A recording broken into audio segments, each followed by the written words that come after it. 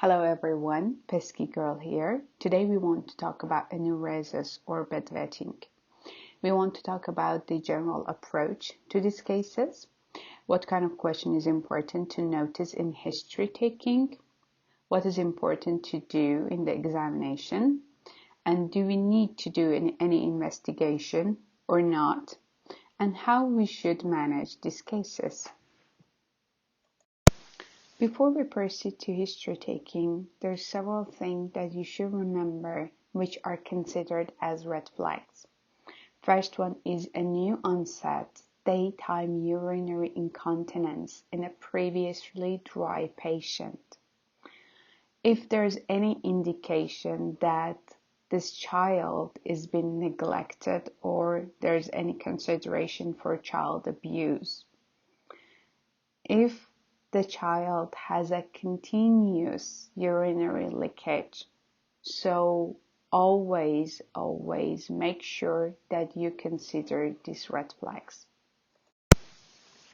So enuresis or bedwetting is the involuntary loss of urine during sleep in a child that is older than 5 years old.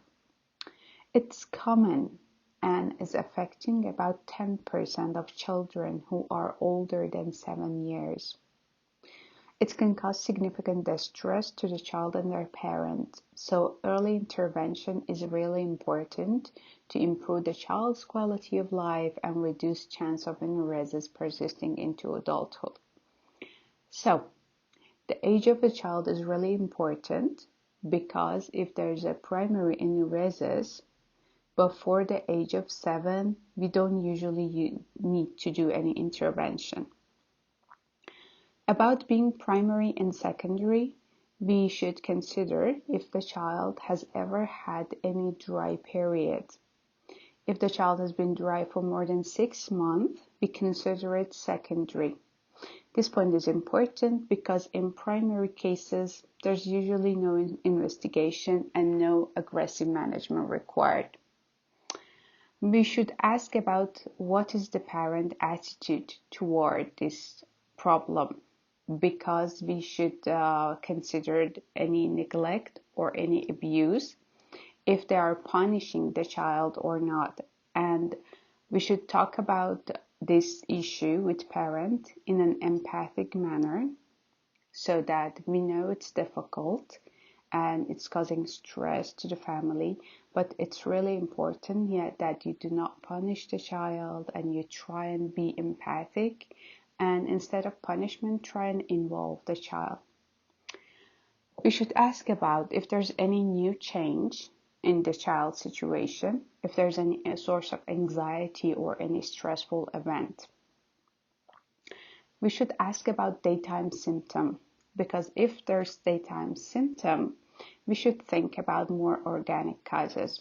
This could be an urgency, daytime incontinence, or any other symptom that the child has.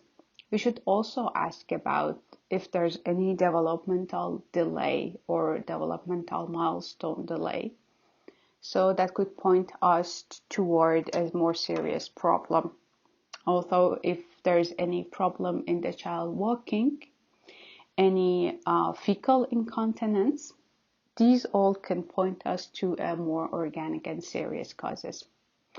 Associated symptoms can be if there's any weight changes, if there's any polydipsia and polyphagia, that could point us toward diabetes, if there's any dysuria or fever, that could point us toward having a UTI. Behavioral problem is also important, that could point us in an underlying anxiety or stress issues or any mental problem. Family history is important. We want to make sure that if there's any history of incontinence in family, like mother or the father or the sibling, or if there's any history of renal issues. In the examination, it's important to notice how is the relationship of the child and the guardian, the parent, and general appearance, if there's any sign of any problem in the child walking when they enter the consulting room.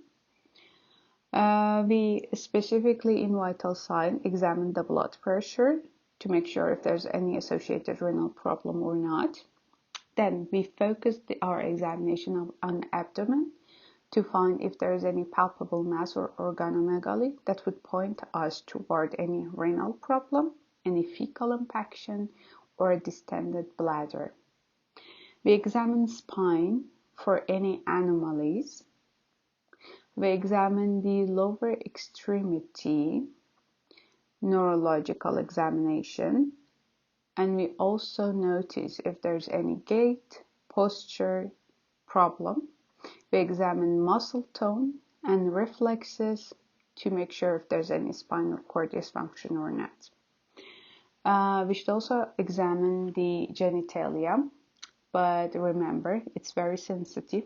Our patient is a minor, so we should explain why we are examining genitalia, what we are looking for, take consent, and offer chaperone.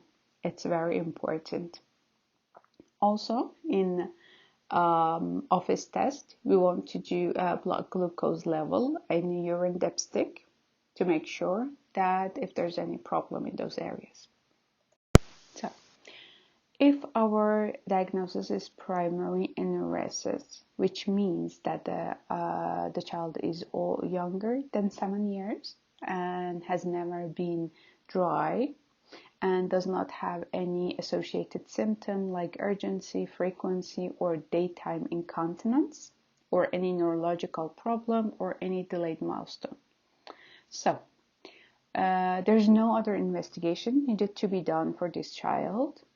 We should do some lifestyle changes such as decrease fluid intake in the afternoon, limit caffeinated drink like soft drinks, especially important if the child has constipation because it's an important underlying problem. To use stool softener, it can really help.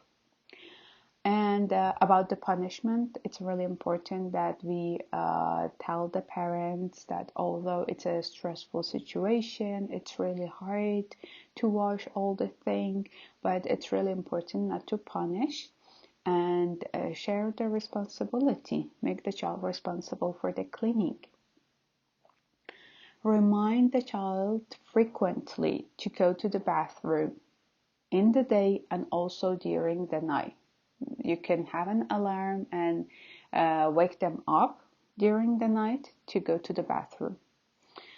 A diary can really help both for urinary diary for any incident that is happening and also for constipation. These records can help us to guide to see where's the problem. If everything is all right, we can review the child in the 6th month. Another really important method that is the last resort before we go on to the medication is alarm beds. So these alarms are sensitive to moisture. So if the child starts bedwetting, the alarm goes off and wake up the child, and they will have to go to the bathroom. And also give the reading materials to the parents, and we want to review them in 6 months if everything goes right. If it's not a primary enuresis or we have any other concerning symptoms, it really depends on the symptom that we have, but we should have an investigation such as blood glucose level, urine dipstick, microscopy, and culture and sensitivity, renal ultrasound for pre and post-void residual value. And most of the time we will need a pediatric assessment to find out what is the problem.